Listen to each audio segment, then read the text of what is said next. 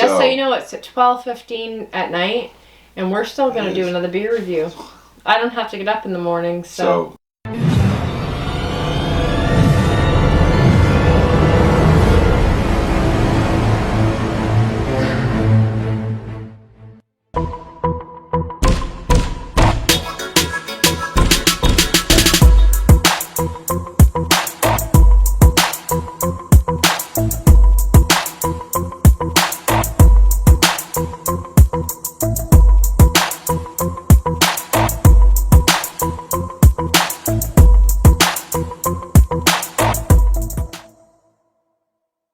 So hey YouTube, welcome to another beer review, Best Beers in Me, beers in Maine, New England, and beyond.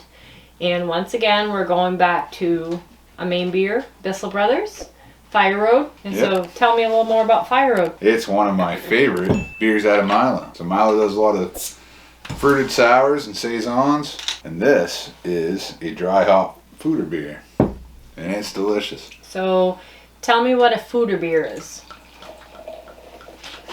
I don't know too much about it.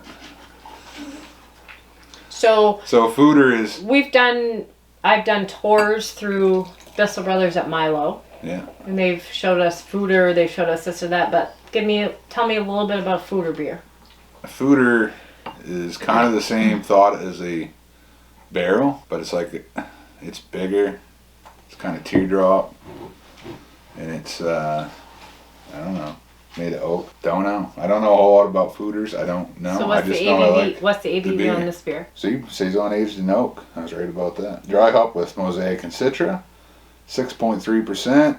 Is bottled in April of 2021, so it's got some age on it. Yeah, that's not a bad thing. That's a good thing. And we have proper glassware. So this was the second release of Fire Road. The first one was unbelievable. Second one was also unbelievable. Don't know how it is after it's got some age on. It's been sitting in the fridge, so it's never even been in the cellar. 10 months we've had this, and it's been cold. But at the same time as we're doing a review, we're going to be doing kind of like a Q&A beer FAQ, since we've got 20-25 beer reviews under our belt now. So yes, it's going to be fun. I'm looking forward to this. Oh, it still smells delicious. It does. And we get proper Three Rivers Milo glassware too, the stemware. Yeah. So beer is always better in proper glassware. Might as well do a review real quick, and then we'll get into our questions. So, all right. Oh man, it's got almost the same nose as when it was fresh. Yeah. It's got that kind of funkiness, but it's not like the horse blanket funkiness we talk about. The mustiness, this is the bright Brett. Like this is the good funky. Well, here. And I love me some funkiness with some hops. Let's get a taste on it. All right, cheers. Cheers. Cheers, YouTube. Oh, that's still good. That good acidic bite. It's got almost mouth puckering tartness. Oh yeah, absolutely. But it's got good flavor from those hops. Mm-hmm. The Citra Mosaic is not like you get in an IPA, but it's... So for what this is for a beer, this is exactly what you get even 10 months into it.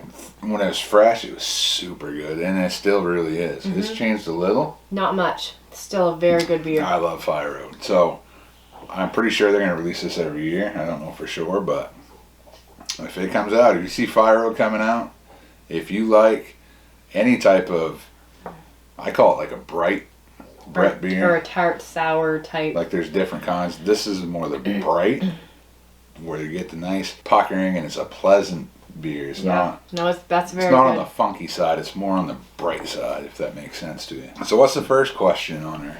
So the first question is, how did you get into beer? How did you get into beer? Do you want to go first, or do you want me to? Whatever you want. I'll go first on the first question. Okay. So I got into beer. It's been a while now. We're gonna talk about maybe. 50? Well, okay. Here I can tell you. The first craft beer. So I used to drink a lot of Miller Coors beers. I used to drink a ton of Bud Light, Coors Light, Rolling Rock Light, the Rock Green Light. When I was losing a bunch of weight, and I was on the Atkins diet. Drank a crap ton of that. So the distributor would come into the store where I worked, and he'd ask me, how many cases do you want this week? And I'd get like 5 or 6. Because, I mean, I was in my 20s. Now I was not gonna lie, I'm borderline alcoholic back then. But no kids, no responsibilities, I had no nothing. relationship. My 20s was just party time. Right. And I lost 50 pounds one summer drinking raw green light, which was mostly water, but it was delicious, and it was an ale. It wasn't a lager like most big beers. And I loved that beer. But then I started getting into like Blue Moons and Shock Tops. And I really like the Shock Top Raspberry. I never had that. I don't even know if they make it. They probably still do. I'm not sure. But that kind of like showed me beer can have flavors. And then I got into Allagash White. And then I met Tom, who I knew from school, but not very well. And he was into home brewing. And he told me to go down to his place. And we went to some breweries. And then that was the end of me. Like once I hit Banded Horn and Bissell Brothers and Foundation, Allagash, I was done. So for that's how I me, got into beer. mine's not as complicated as yours and not as long as the story, but... Well, that was the short version. Well, okay, so you and I have been together heading on 4 years. And we would sit in the kitchen and play cards in the evening. And I would have my cucumber vodka drinks while you had your craft beers. They're also delicious. Yeah, they're very good. But you would just say to me, babe, try this. And I'd be like, no, don't like beer. Oh, no, don't like beer. Until I tried... like the first craft beer, and then I was like, oh, these are really good. And then I remember saying to you, okay, so these are good, but I think I started out with the ciders. And so I would seek out the ciders, and then I got into the IPAs, and like they were fruity, they were good. And I remember saying to you, okay, so do not ask me to try a stout because that's gross. And they tend to be my favorites. So I think for me it was just like a whole process of, so I started with the ciders, then the IPAs and the stouts, and... I think I gave you some fruited beers at first. You did. Usually, if there's a female who wants to think about beer, a fruited sour, usually. And what are some of your favorites right now? The smoothie sours. Yeah. So for me, like beer, when you would say try this beer, for me beer was like Bud Light, Miller Lite. That was what I grew up on. So we partied, we did our whole thing in high school, and these were beers to me. So when you said try this beer, I was just like totally turned off. Nope, don't like beer. Until I tried the craft beers, but there's so many different variations in the fruitiness and the flavors. Like it's just way different than what I ever knew as beer growing up. So that's how I started out with the craft beer, getting into beer. So second question, what is your favorite beer? All right, you might as well go first. Okay, so for me, there's two, and they're two different types of beer. So if I had to say these are the two beers I'm going to drink for the rest of my life, it would be Substance from Bissell Brothers, because it's a true solid beer. Like it never disappoints. I've never had a subby that I didn't like. So for those stouts that I said are disgusting, that I would never drink, there's two of them.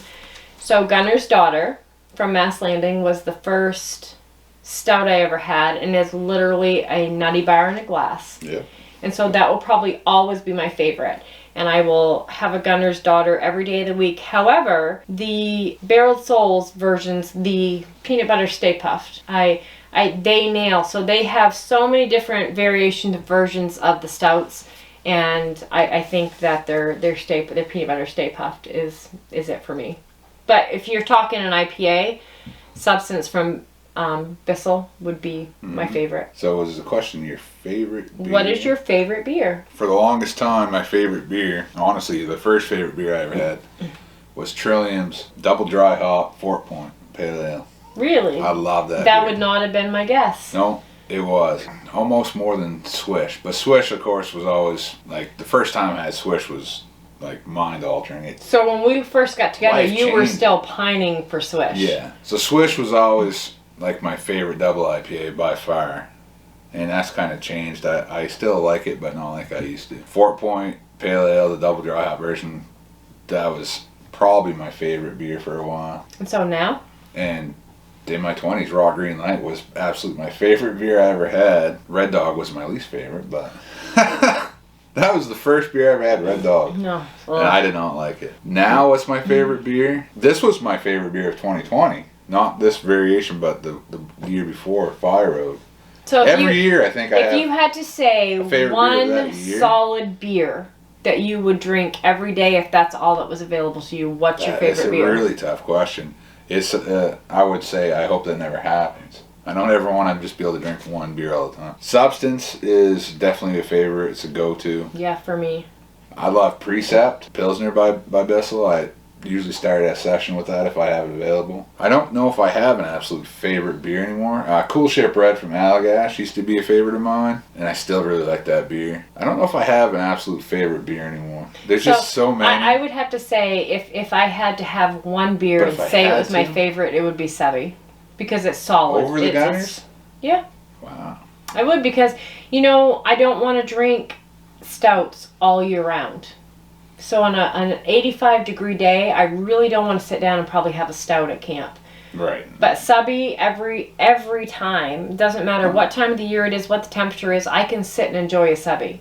And they're solid. They're like pretty solid across the board. Always. It's a really tough question to answer. Favorite beer. If I could only have, so that's a different question than if I only have one beer the rest of my life. So question number 3. But if you could have one beer forever, what would it be? Okay, I didn't even know that was the next question. Then I'm going to say Precept. Because I can drink that beer. And it's crushable. It's sessionable. Yeah, if I want to. And I would be happy just drinking that beer because it's not going to kill me. It's not going to wreck my palate. Like, I can just session those all day and be very happy. Now, in the wintertime, would I want to drink that all year round? No. So for me, my answer is still Subby. I have to say that. You're really into the Subby now. So I am, but I'm thinking like year round. So I'm not gonna crush Subby all day long on a hot day, but I can have a Subby on an 85 degree day. I can enjoy Subby on a 25 degree day. Like, it's pretty solid. It's pretty straight across the board. So like Cool Shipwreck, I absolutely love that beer, but that's not a beer I'm gonna drink. And you can't session it; it'll wreck your stomach. Yeah, this would wreck your stomach. This would wreck my stomach. Sours are going to wreck your stomach if you drink too many of them. They're delicious. Let's just start a question of what my absolute favorite beer is, or what my... Some more... These days I go, what's my favorite beer of the year? Like my favorite new beer of the year. And I can pick that out. But favorite beer altogether is hard. So I think I pick Subby because it's a great beer. Answer. I'm not gonna lie. Well, no, because I think it's a beer that you can have no matter what the season is. Do you know what I mean? Like, some beers are completely a summer beer, a sessional beer. Some beers are thick and heavy and dark, and they're totally a cold weather beer. Subby you can have whenever. Like, I could sit down in June, I could sit down in August, I could sit down in February and enjoy a Subby. And so I think it's pretty solid and pretty straight across the board, and I think that for me, it's one of my favorite beers of all time. Yep. And I actually like it better now than I used to when I first got into the beer. I wasn't a huge fan. But this kind of surprises me that you're that big of a substance. I really am. So if I go to the refrigerator in the evening, and so sometimes you want to share a beer, sometimes you don't. So we buy our singles to do our beer reviews. If I'm going to go to the refrigerator and get something that we have a 4-pack of that I just want to sit and enjoy no matter what the season is, probably a Subby is what I'm going to look for. I really like the Subby. So here's a loaded question. Number 4. Okay. How do you drink so much and stay so healthy? I can answer that easy. Can I go first? You sure can. I'm not. It's a very hard thing to do. So I don't feel we drink too much, because there's a lot of nights we don't even drink, or if we do, we share 2 or 3 cans. If I go to camp, I do drink too much, probably, because I know I'm at camp, I'm not going anywhere. That's my old school drinking scene, where I can just slam beers and be happy. I mean, I've had a heart attack. I'm overweight. Beer is a part of that. So I don't know. For me, I can't drink beer and stay healthy unless it's raw green light, where I lost 50 pounds. So I guess that's my answer. You gotta drink raw green light. Now they don't think they make it anymore. So for me, other than 1 cup of coffee in the morning, I drink nothing but basically vitamin water 0 or regular water. Like, I don't drink a lot of sodas and heavy calorie sugary drinks. And when I cook, so tonight we had seafood chowder with heavy cream and butter and everything else. But normally when I cook, I try to cook a chicken or a beef or a fish or whatever, and I try to do 2 vegetable sides. I do. We do potatoes once in a while or rice, whatever, but I try to do like our meat and a couple of vegetable sides. So that helps a little bit. I don't drink a lot of soda, other than like my vitamin water. We might share maybe 3 or 4 beers a night, so that's 1.5 to 2 beers a couple times a week. And I try to stay away from, even though it's my favorite meal, like Italian is absolutely my favorite, I try to stay away from like the carbs and the pasta and the starches as much as I can. Mm-hmm. Other than that, I don't know. Like, that's a good answer. And you've actually lost weight lately. I've lost 9 pounds. I need to lose a lot of weight. But you have lost weight because you've dropped a pant size, so. Well, but I think the big... I can't answer that as how I do because I don't. So I think the big thing is... It almost cost me my life, but I don't think that's all beer. That's smoking. It's absolutely a horrible habit that I can't break, and I need to. So I think for us, Foods. So we do our beer reviews, and people might say, oh, they drink a lot. We really don't, because here's the thing. We drink maybe 2 to 3 nights a week. Overall, we don't. And when we do drink, we split our beers. So we might get 1 to 2 beers a piece the 3 nights a week that we drink, because we split them, we share them.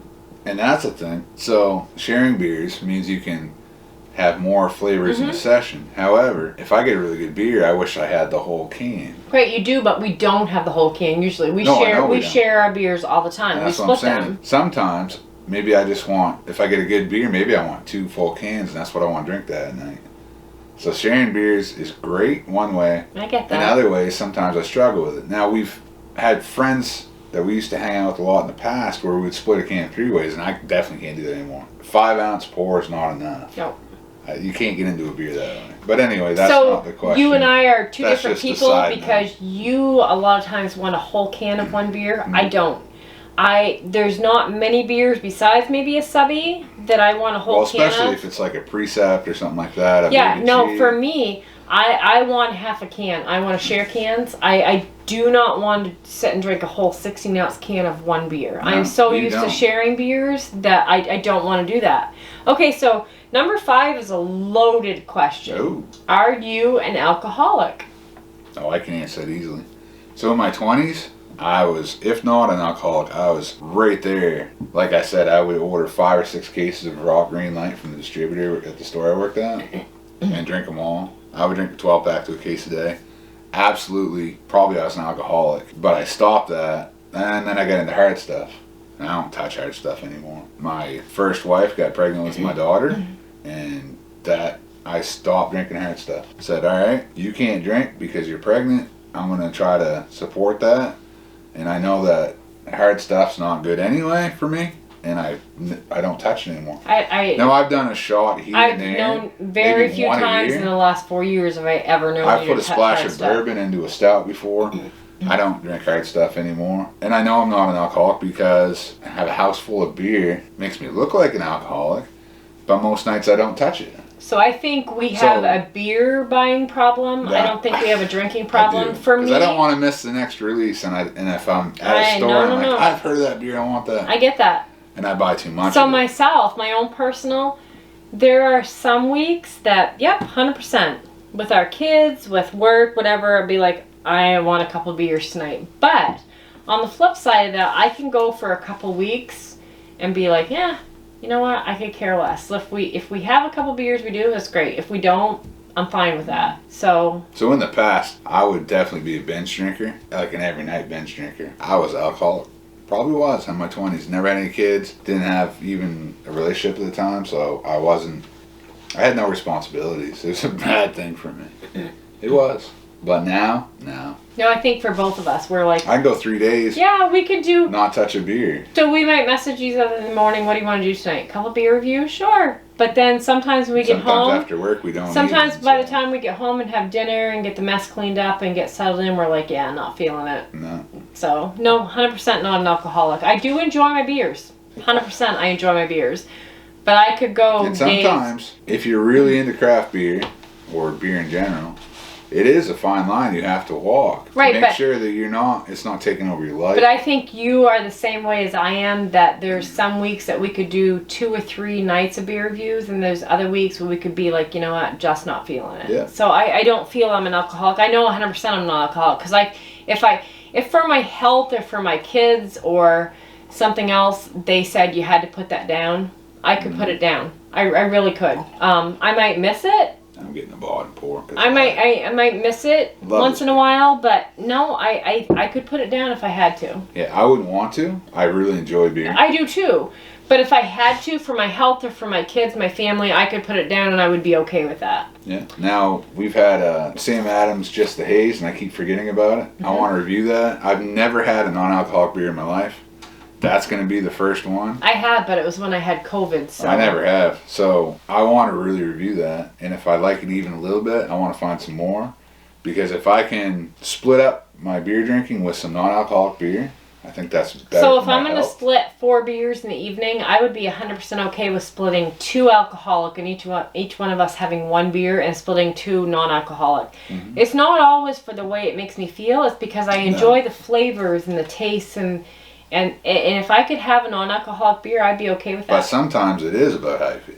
Well, yes Once and in a no. while, not very So often. there's days I come home from work and it's 100% how I feel. But when I was in my 20s, it was how I feel. And I knew I had a problem when I started watching the clock at work. Yeah. So 3 more hours and I go drink a 12-pack or drink a case. Well, luckily you don't do that anymore. No. So tonight we've reviewed several beers.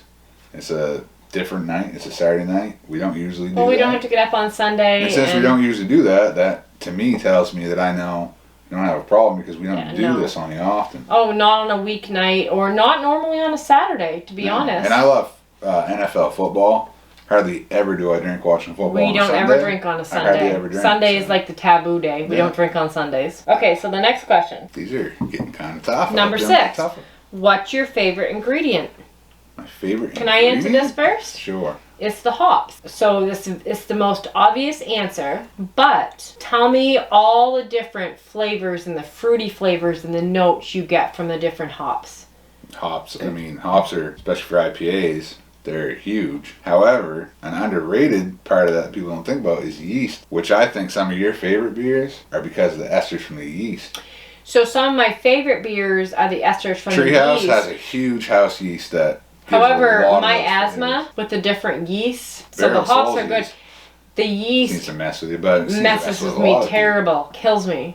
But yeast is like so explain. A lot of people don't understand. I think the hops, in my mind, it's the hops that gives me the flavors, absolutely. like the fruity flavors and the stuff that I like. Aromas, so explain the yeast to me. The yeast, so a lot of yeast, especially some of these hazy breweries. Mm-hmm. They have a house culture yeast that gives off a ton of like fruity esters. So you want to talk like Equilibrium, Treehouse, Other Half. They all have this crazy house yeast.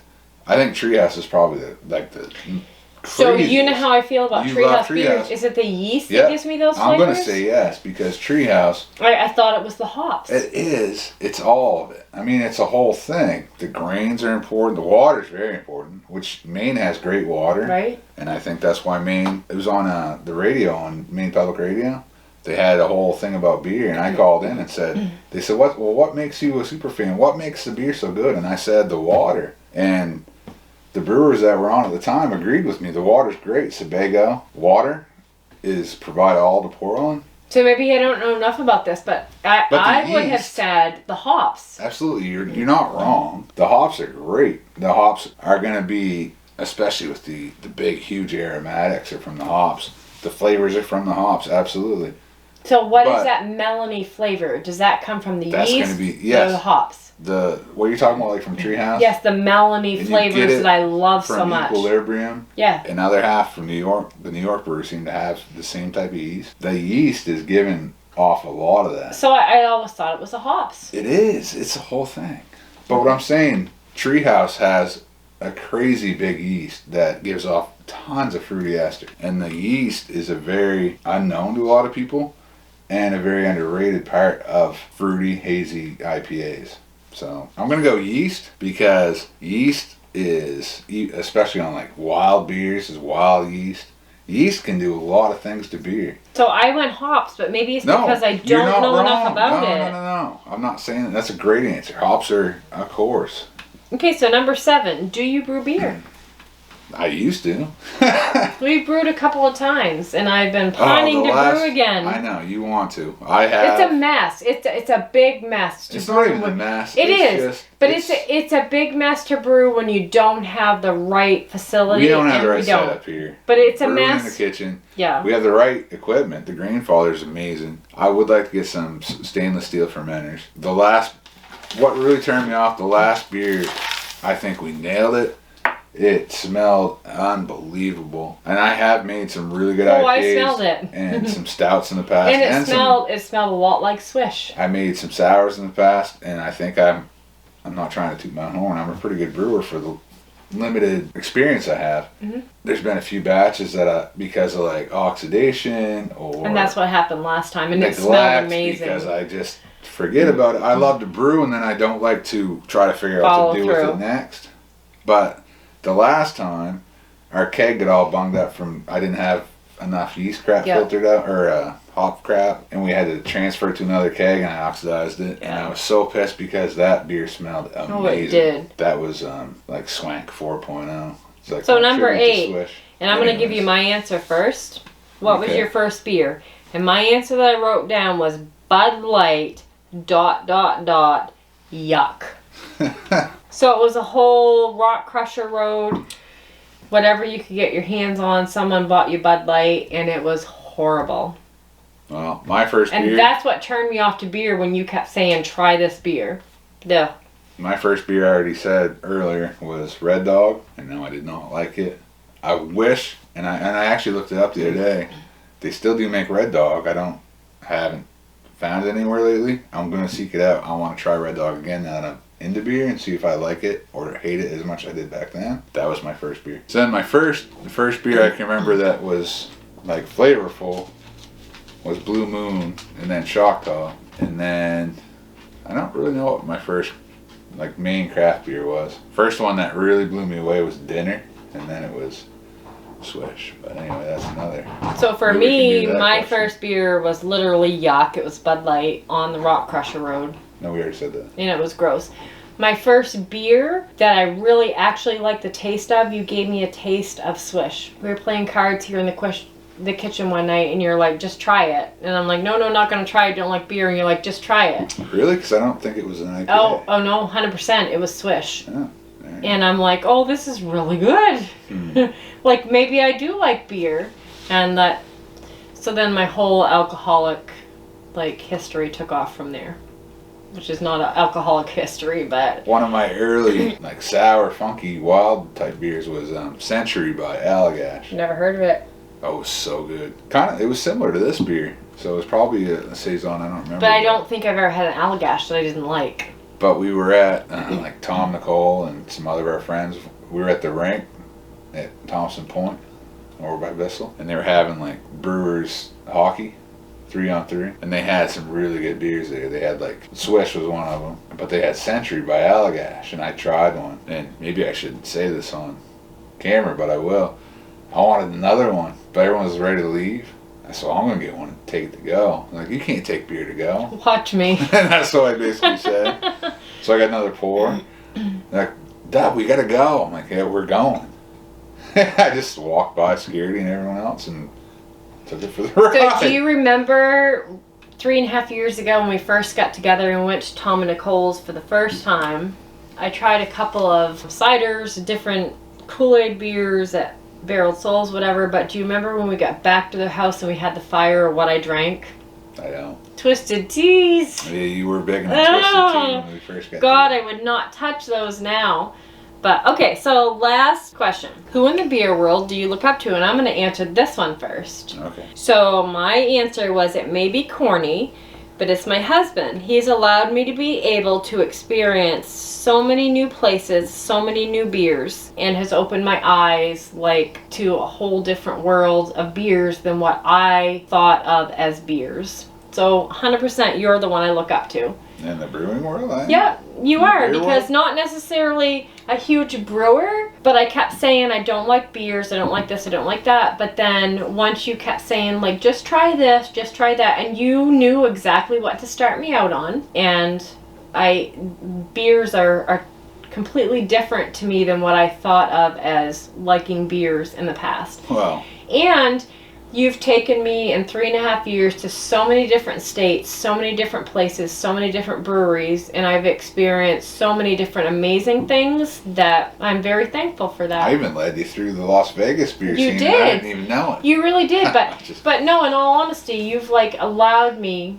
and I've been able to experience so many different things in that world, like the craft beer world, that it's been amazing. It's been a great journey for me, and I am very appreciative of that. I cheers you on that, but yeah, I kind of feel humbled. Well, for you to say that. Now, I would say if I thought you were answering that question, I would say like Britt from Bissell or a woman in the beer world. So like Britt from Bissell has been amazing, and when we go there for beers, I really look forward to her being there. I love Maddie and I love Justin, but there's nothing like a woman to woman thing. So that's why I love Brittany, but Brittany would be who you look up to. But like my thing is, in the beer world, I would never have tried these had you not known what to start me out on, where to take me, and the different experiences I've had, and that for me is amazing. I've enjoyed every step of the way. To steal a line from Adam Sandler and Toll Booth Willie, where he knows the way around New England. Well, I know my way around New England beer, I can tell you that much. Okay, so step back in time 3 years ago. I can't believe you said me as your answer. Step back in time 3 years ago. Yeah. We went to WHRU, and we were getting ready for Brewfest, Black Fly Brewfest. And you and Chris Putnam sat there and did the whole conversation, and you tried to involve me. And I thought you would have been the perfect person. I did not have... I know. That's why you would have been the perfect What person. was the word? I didn't have the confidence to do that. Now, because of the experiences I've had and the places you've taken me and the things you've taught me, the questions I've asked you and you've answered, because I have a curiosity. Like, this is something I really enjoy, and I've asked questions. I could go in there now and be very comfortable, like talking on air and answering these questions and doing this, but you've taught me a lot. By the time, you would have been the perfect person. I probably would have, but I didn't have the confidence at the time to do that. Because you didn't have the experience yet, but you were starting to get But I didn't think I knew enough about it, and I thought I was going to sound stupid. Made you yes, I get that. To be talking about the Brewfest. But because of the experiences that you've allowed me to have, the places you've taken me in Maine and out of state, and the questions I've asked and the questions you've answered, I really feel I have a good grasp and a good knowledge of the craft beer world. So I could do that now and be completely comfortable with it. Man, that's a good beer. So before I answer, we'll finish our review on this beer. Even after it's been aged for a year almost, I'll give it a 5. I love this beer. My favorite new beer of 2020 was this beer. I would give it probably a 4.75, only because this is not my favorite style of beer. So hopefully it's coming out like in May this year. I can't wait. Not my favorite style of beer. So what do you get? I'm sorry, I was reading. A 4.75. That's a pretty damn good review. But only because it's not my favorite style of beer. So I'll get check out. Oh, my phone's in my pocket. Check out our Untapped. So before you check out your Untapped, tell me, who in the beer world do you look up to? I said, but we'll finish this and then I'll answer that. 309 people have given this a 4.21. That's a pretty good rating, especially for, not a hazy beer. Right. Only 2 of our friends have had this beer, and they give it a 4.08, and they haven't said anything. I would give it a solid 4.75. Yeah. They didn't, but I give it a solid 5, and I have one on tap. But what did you tell me? Beer is what? Can't get enough fire right there, it says. What is beer? Beer is what? Subjective. Yes. And so not everybody likes this style of beer. It's not my favorite. So look, the first time I had this was August 30th, 2020. I said, dude, that Citra Mosaic Dry Hop, this is how I Milo time. So, again, I'll give this a 5 all day. I love this beer. So I would prefer an IPA over this style of beer. It depends. But I would give this beer a 4.75. Damn good beer. We don't. So I have a ton of Milo beers in the cellar. In the fridge, on the bottom shelf of the door. Fire Road, I'll drink all day long. I love it. But this style of beer tends to give me heartburn, so I tend to shy away from this style of beer. I would still give it a 4.75 because it is what it is. It's a great beer.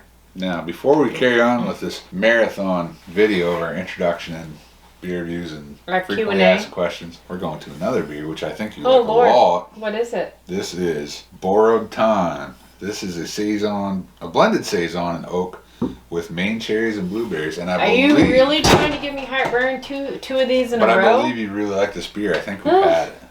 Good Lord. So. He's trying to kill me. We might as well have a second Milo beer. Do you want me to finish that for you, or you got it? Oh, hell's no. Oh, this is bubbling over. I got this. What color would you call that? It's a raspberry. Almost looks like a pink coming out of the bottle, but now this. Did you hear me? My stomach may be wrecked. Bottled December 2020, so it's over a year old in the bottle now. Let's let that settle down. So what was the question again? Who in the beer world do you look up to? Wow. I know who I hope you say it is, but I'm not sure who you're gonna say it is. There's a lot of people I look up to in the beer world. I hope it's who you're gonna say it is. There's gonna be a lot. No, I hope one of them is who I hope you're gonna say it One is. of the many. I look up to. Please say it. In general. Now there's a pressure. I gotta make sure I get the right answer. No, I hope you say it. My wife? No. I do look up to my wife. You've come a long way in just a few years, and you can go into a beer store and pick out your own beer. I can. You could go to a brewery 100% I can. and pick out your own beer, and you've come a long way, and I respect that. Well, thank now, in the beer world, who do I look up to? Oh, please say this. I don't understand who you think that I really need to say, but first and foremost... He's one of my favorite people in the entire world because he's so humble. Michael Jackson? No. Obviously, first and foremost, I look up to Noah Bissell. Thank you. Oh, it's like the stars are coming down. Oh, thank you. I wasn't gonna say that. The dude started the brewery that I love the most. So the dude started the brewery you love the most, and he is probably the most humble man in the craft beer world that I know. The first time I met him, I made a fool of myself, basically. You probably did, but he's then, literally probably the most humble man in the craft beer world I've ever met in my life. On his own podcast, he talked about the first time he met Rob Todd, and it was basically the same thing. Yes. So Rob Todd is his person he looks up to in the beer world, I bet, and he's my Rob Todd. Look at that. That's foaming up a lot. Maybe a little overcarb, but anyways. So the first time I ever met Noah Bissell, he was just so humble and so, like, I don't know what the word is. And I completely, so no offense, because you're my husband and I love you with my entire heart. He's young enough to be... crush on Noah? No. He's young enough to be my son. I do. But I completely fell in love. Kidding. He is the most humble man I've ever met in my life. I thought I was the most humble. No, you're not. It's no, Noah if I get Bissell. talking, dropping bombs and softball. It's Noah Bissell. And so this man started out in these apartments that he rented, and he never got his security deposits back because he killed stoves every time. But he nailed this, and he wants, like, no kudos for any of this. He just wants to be in the background, brewing the beer. He does not want to be in the spotlight at all.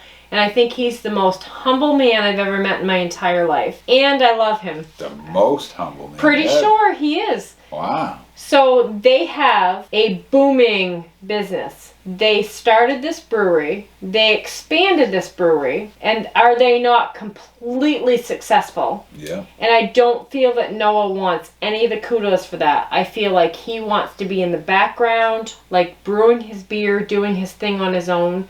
But then when I went out back and I'm like, okay, so one of your biggest fans, I would just love a picture. He totally put his arm around me, did a picture, like the nicest man I think I've ever met in my entire life. I have so much respect for him. He's a very nice dude. Yes, he is. So, absolutely, that's going to be our first answer. So next one going to be Marsh Island. Is this my answer or yours? I'm asking. All right, let's continue with Stephanie. Who else do you look up to in the brew world?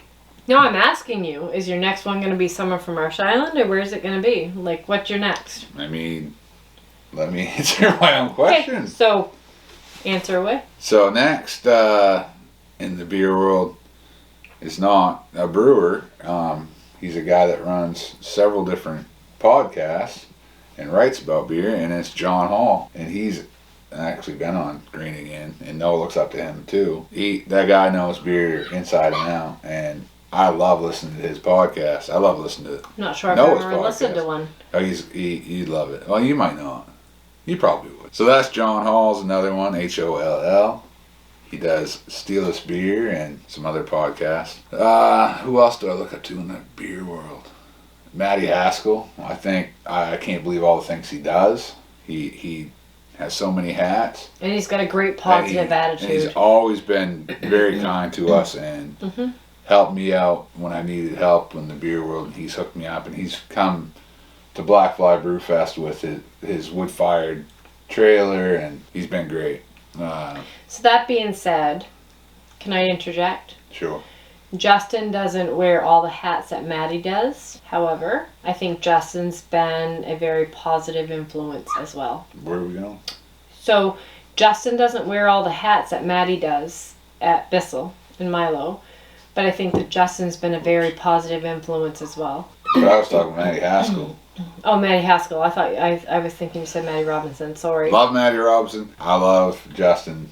I love everyone at Milo. But so I think everybody at Milo has been a positive influence in all of this. So I think Justin, if I had a podcast, I would pick Justin first to interview. I think he's very interesting. He's got a good, different take on beer that has a story that needs to be told. Hopefully he'll be a guest on Graining In. And that's Justin Quilly. I love him. So that being said, you saying Maddie Haskell, and I totally spaced out on all that. Okay, so that being said, Maddie Haskell Blaze and and Bissell Brothers Milo. We can say this person was my inspiration. This is who I look up to. I think a lot of the places is who they have on the front line, who they hire. That makes your experience. Just saying. Oh, absolutely. Front of the house tap room. Yep. Is absolutely. So we've talked podcasts. Oh, beer reviews. I look up to Greg and Joe. They're the two guys who have got me into beer reviews. They're not other answers. I guess I'm trying to kind of get all the different parts of beer. YouTube reviewers, those are my two favorite ones. Mine too. Inspired me to start this channel. So I love Joe, but I have to say, sorry Joe, Greg is probably my favorite. Like I could watch those over and over and over. So Greg's beer reviews have been going for 13 years, so. And I never get tired of them. Joe's Arcade and Greg's beer reviews are both, if you go to our main channel page, they're in channels we love, and I absolutely love those guys. Greg kind of has that soft heart, like he's a little bit kind-hearted, soft-hearted, like, and I like that. I love Joe's reviews too. Don't get me wrong, but for me, Greg is it. I've said to you several times when we watch those reviews, I would love to sit and have a beer with this man. Like, that would make my world if I could sit and have a beer with Greg. Yeah, I understand that. Great. He seems to be a great guy. Kent Good, Thirsty Dog. What he's done in Houlton, Maine, where there was no beer scene, he's been a big part of getting that going. Kent and I co-founded a brew fest in Houlton, Black Fly Brew Fest, and honestly part of the reason I got involved because I wanted to have a brewery at the time. Things happened and I never did have a brewery. Kent's been influential and I look up to him. He's done not always what I thought was the best, but that's his business and he's done a very good job. And you've respected him for that. Yeah, and he's introduced a ton of beer into Houlton, Maine. So he is the beer father, I call him here, and he's the grandfather of beer in Aroostook County. He's a great guy. Gotta have mad respect for him. There's not many people I actually look up to because I'm 6'4", but I don't look down upon pretty much anyone in the beer world. There's a few, but I'm never going to mention them. I look up to a lot of women that are in the brewing world because a lot of them, and spotlight's been shown on it in the last year, of how a lot of guys sexually harass them or try to take advantage, and women are a huge part of this business. Treat them totally the wrong way. That's not okay. I'm not about that. Which I'm not going to say I've never been guilty of doing that in my life, but for the most part I try to respect women, and I don't get the mentality of guys who think they can just do whatever and say whatever to a female. It's not right, and I'm glad that the spotlight's been shown on it. And several big breweries have really had their hand slapped and really been shown the way, and some of them are doing the right thing. I guess McKellar out in California is doing a really good job. Well, good for them, because taking you know what? Care of it's not okay. No. And women have a lot to contribute. Head brewers, brewery owners, several of them have been called out. And it's good that they are, because it's 2022, guys. Come on. So, a woman in the brewery world, I respect. I respect most any woman I've met in the beer world. And it's not an easy place for women. No, it's not. You have to forge your way through. You really do. A lot of them, and it's been pointed out, like even Noah's wife Hester has been kind of overlooked if someone's there and there's Hester and a guy. But it shouldn't be. Like at a brew fest or at the tap room, they'll wait for the guy to make eye contact so they can ask him the question. You know what? She has just as much knowledge, if not more. But, not pat myself on the back, but I will. First time I was ever at Bissell for a Swiss release, I was there the night before, and I got some Bacolia, which I love that beer. They should bring it back. Noah said they never will. Now it's Precious Fragments, but I love the OG. That's another story. I was talking to Hester without even knowing who she was, asking her questions, because it was her and James Crams. I didn't wait for James to be available because he's a dude. No, because you know what? She knew the answers. She was right there. Not saying that I've never been guilty, but I figure she's there. She knows the answer. So I didn't do that, but a lot of people do. But that's the least of the worries. It's the way guys are treating women is not right. So shame on you guys who have. Good Not for right you at who all. are doing the right thing now. I'm glad that's being taken care of. Therefore, I'm going to say women and people of minority, people of color have also had a hard time. But there's some that are really killing it now in the beer world, and they need to be respected. That's kind of a... So why does sex or skin color have to have anything to do with anything? And it's 2022. We need to get past it. There's even like beer festivals kind of shine light on the minority. And are they even minority anymore? I'm not sure, but you know what I mean. People of color.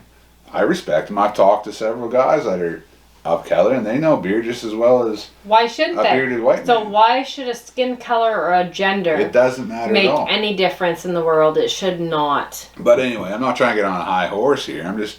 No, but... I respect all the people. I respect the whole industry, the community. I love the beer community. For the most part, I've only had good experiences with the beer community, and I love it.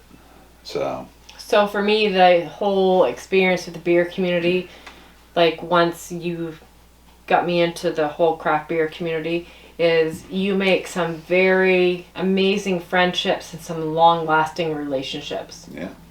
Oh, I've made a ton of friends that I've met through beer. Yep, me too. And just in 3.5 years, I've formed some great friendships. So some of my favorite, let's go to keep this going since we're drinking a beer. What are some of your favorite breweries you've ever been to? Now I'll ask some questions. Okay. Pop quiz. So, as far as beer-wise, definitive. I really like their beers. I like their smoothie beers. Like, that's a great experience for me.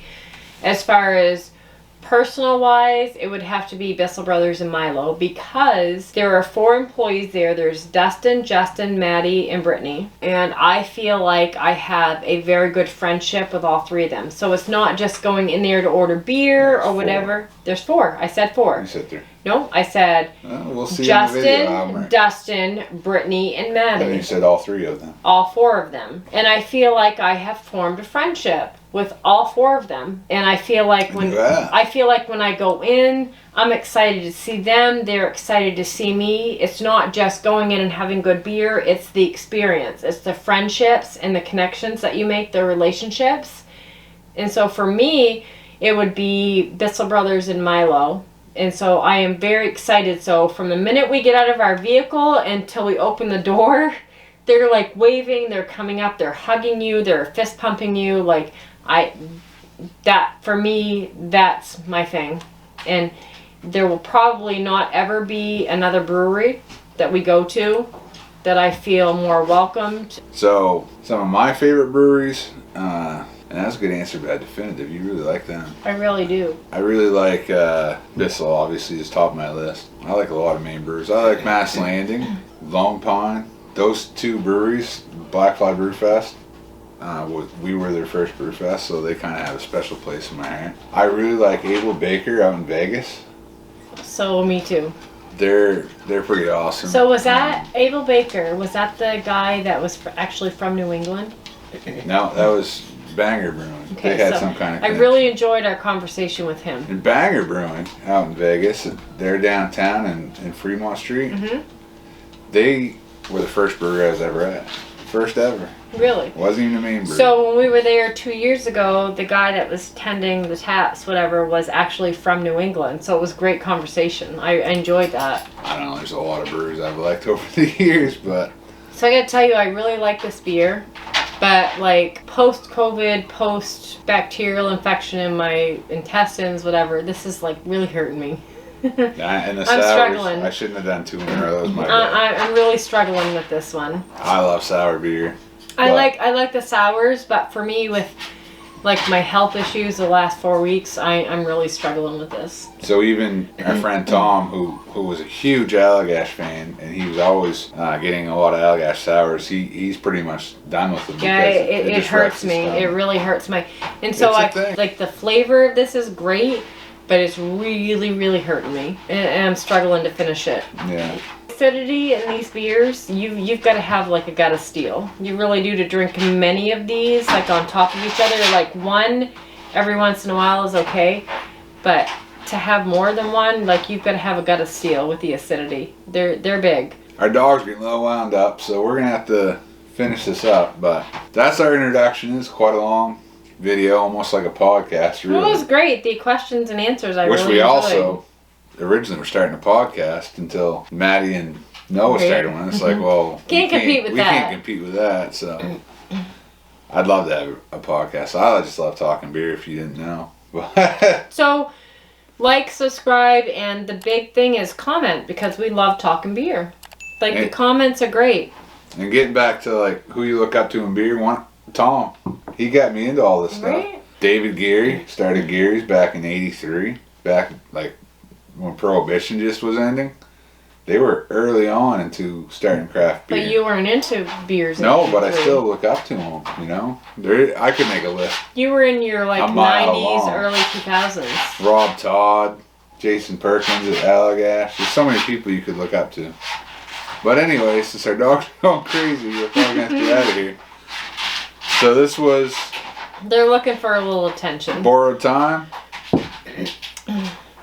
And it's kind of on borrowed time. We've had this ball a long time. Yeah. So we're just going to get out of here for tonight. But that's been a good introduction to who we are and what we're doing here on this channel. Absolutely. We just like to share beer. There's not a whole lot of husbands and wives, especially middle-aged like we are, doing channels.